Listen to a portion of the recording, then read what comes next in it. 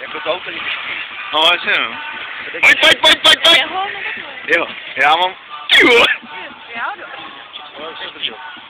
No, je těžký, protože já mám na hovno gumy úplně. To si nejel málo. On jel včera. On jel včera 11 piv. 11 piv měl včera. No. On stál, on přišel ke snídaně a úplně, ty vole, Uršu, já jsem úplně o to, já jsem měl včera asi 11 piv, ty vole. No byl, že ty šel spát, Pojď! Uměte.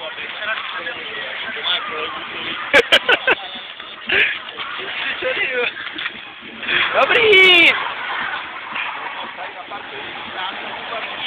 No, to je strašně těžký auto, to jsou Ostroby, na tom byl líp, ale... To nesmí zastavit, musíš zkusit. No.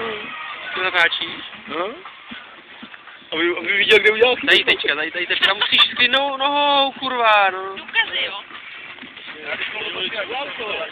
No, to je... On jak včera přidá, tam přivredňáky.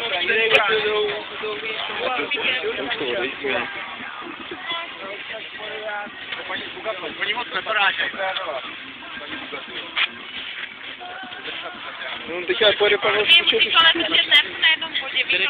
Ale ono to má širokou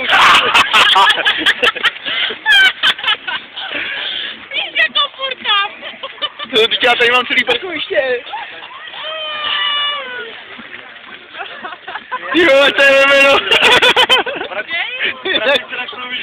Ale tady si dělat Benkama, to nesmí říkat, tam ono chce jako tykal. Jo.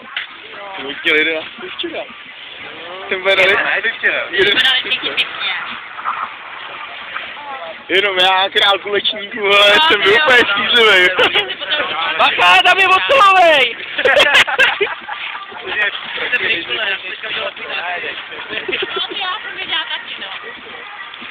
Ale musíš se zajíždět za ten kůžel? Nemusí. Tady, ale ne, tady za ten, tady. Takhle opět, no. Myslím, že tady jeden nezná právě. Určitě teda, ne, že jsem to vzal. No, určitě. To si možná všimne, jestli to psali, tam na to šumě. No, co jsem tady stál, tak... Ale mě vždycky všechno napočítali. Takhle zkušenost, zase dvě kategorie, zase výhody, ty